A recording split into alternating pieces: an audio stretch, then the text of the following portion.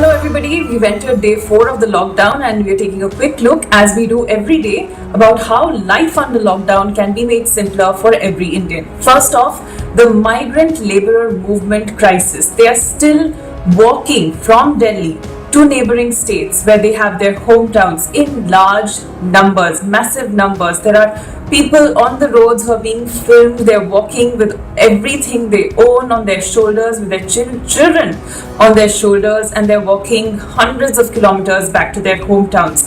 This because the companies they used to work in, the factories, they have shut. These people don't have money or food or shelter also in some cases, because they're being evicted from their accommodations.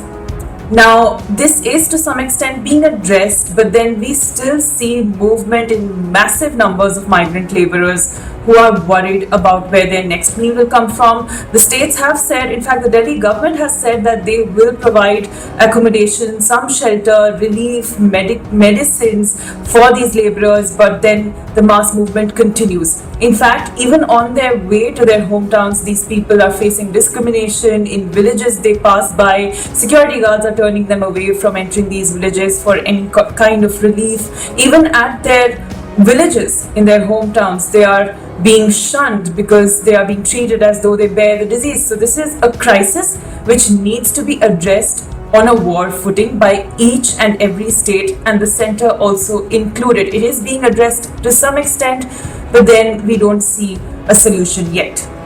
Secondly, as we addressed this before also, this is the season of harvest and farmers are going to start taking their produce to the mandis now. So there needs to be clarity on the movement of machinery that is involved in production, in processing, and in marketing that produce. Are these machinery going to be permitted to ply on the roads, or will there also be a blanket ban on them? Are the police going to harass farmers? Will the farmers need passes, or what is the clarity over there? Some states like Madhya Pradesh, Uttar Pradesh, even Punjab, their chief ministers have said that the movement of laborers who are involved in agricultural production or processing or marketing, their movement will not see any roadblock. So let us see how this gets implemented on the ground. There is still a whole season when this produce will be taken to the markets, so we hope this entire process over the next few weeks is going to be smooth. For now, we can say that this is being addressed. Now, what is unfortunate is that amid this pandemic, there are people who are trying to exploit this crisis. There are fraudsters, there are scamsters who are seeing an opportunity in this crisis to hoodwink people and to extract money out of them. Now, the Delhi police has in fact issued an advisory today asking people to be careful of online fraud, wherein you are being sent website links and emails telling you that they're selling medical equipment for patients, and of course these are fraud websites which will then take your money and give you nothing in return. There are telephone fraudsters who are calling and posing as sick relatives and asking for money, and people are falling into that trap.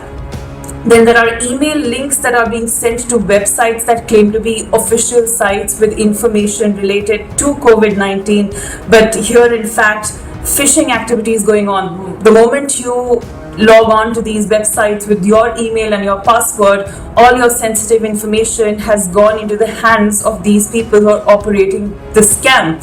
So this is a big scam that is going on at this point in time, and all of us need to be careful against it. Another thing that needs to be addressed is the fact that at this time, although people are in their homes, many of us want to, in some way or the other, contribute to the fight against COVID-19. Of course, you're doing a great deal by just staying indoors, but then there are people who also want to monetarily contribute and help people who at this time need food, need shelter.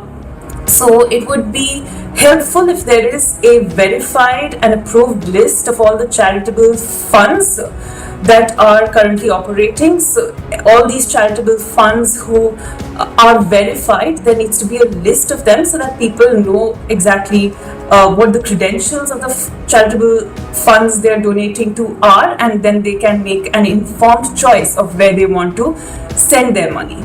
So these were the lessons over the last few days, and if you have any suggestions about what all needs to be addressed, do leave a comment for us below. Thanks.